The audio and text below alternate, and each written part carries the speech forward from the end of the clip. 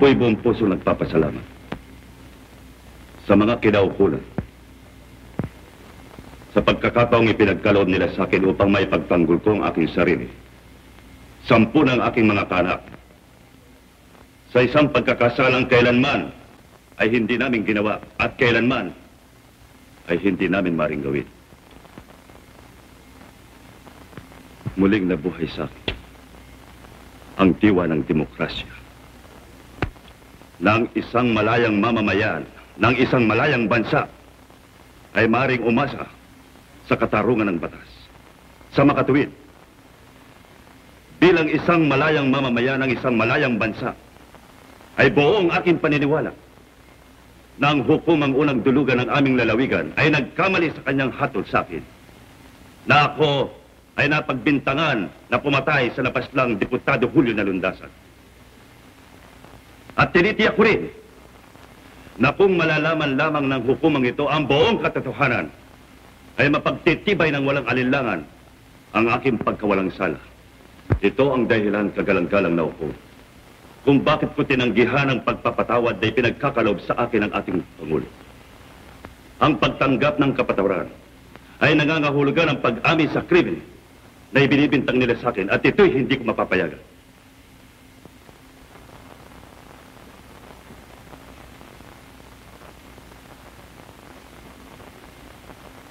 Sa pamamagitan ng mga kasulatan at mga dokumentong ito, kagalang-galang na hukom,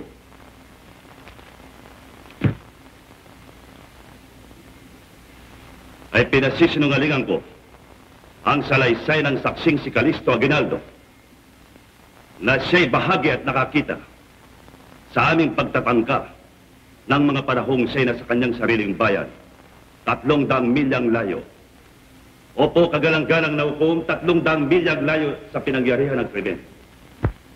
Pinasisinungalingan ko rin ang sinasabi nilang sa hangad ng aking ama makapagiganti sa nasawi ay inilagay ang baril sa aking kamay at inutusan akong maging kriminal. Hindi ganyan ang pagkatao ng aking ama. Simula parang ako'y magkamala, ay nakilala ko na ang aking ama bilang tagapagturo ng kabutihan, hindi ng kasamaan.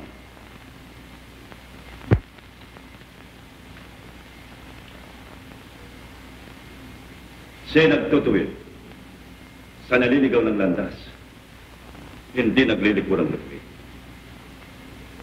Ang aking ama'y tagapagbuo ng kinabukasan ng kanyang mga anak, hindi tagawasak ng kanilang hinaharap. Inaako niya ang anumang pabigat sa balikat ng kanyang anak, hindi nagpapataw ng anumang pabigat.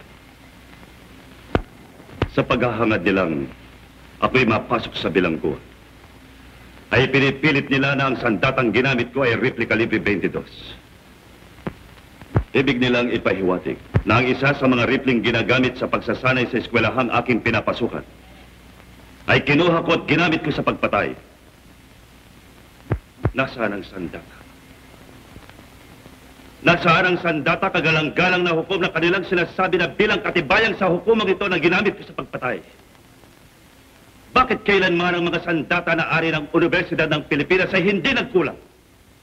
Nasaan ang mga patunay ng mga eksperto balistiko? At bakit kailanman ay hindi sila nakapagharap ng katibayan sa hukumang ito kung ano ang uling sandata ang ginamit ko sa pagpatay? Naalala ko pa nang minsan sinabi ng aming profesor, ang batas ay likha lamang ng tao, kaya't malimit may kamalian. May panganib na ang kriminal ay napapawalang sala at ang mga walang kasalanan ay napaparusa.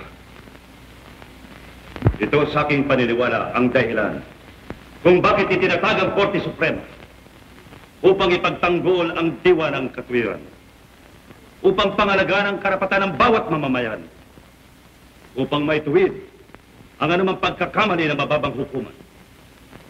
Ito ang dahilang, kagalang-galang na hukom kung bakit ako naririto ngayon, kung bakit ako nagsusumamo sa inyo, sapagkat ako'y umaasa, sapagkat ako'y nananalig na ang batas ay sandata sa paghanap ng katotohanan at ang hukuman ay santuaryo ng mga walang kasalanan.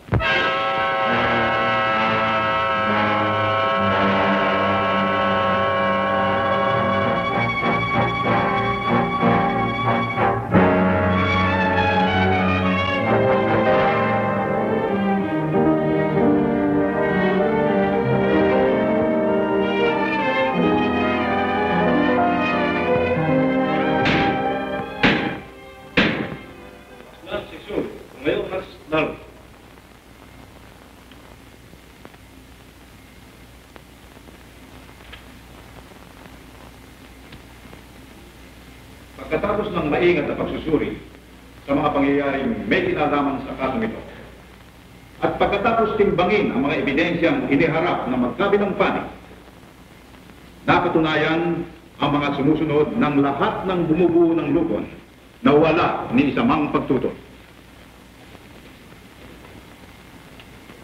Na ang mga pahayag at salaysay ng saksing si Calixto Aguinaldo ay lihis sa katotohanan at pawang kasinungalingan.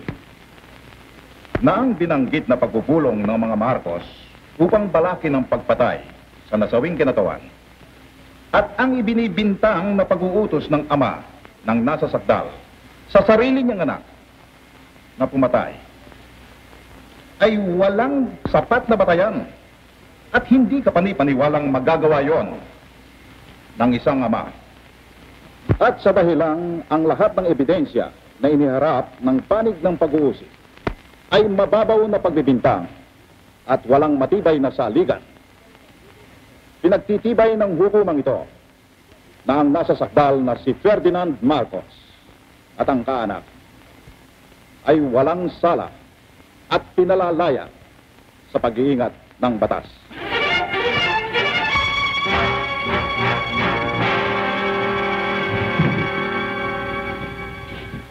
Thank you very much.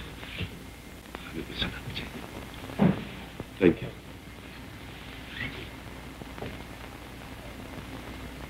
Pasalamatan mo yung sarili at ang katalinuhang ipinagkaloob sa iyo ng Diyos na siya mong naging sandata laban sa kasinungalingan. Kalimutan mo ang lahat ng puot, hirap na iyong dinanas at harapin mo ang darating na araw na walang anumang nangyari. Inaasahan kong ang tagumpay mong ito ay siyang magiging magandang simula ng isang magandang kinabukasan.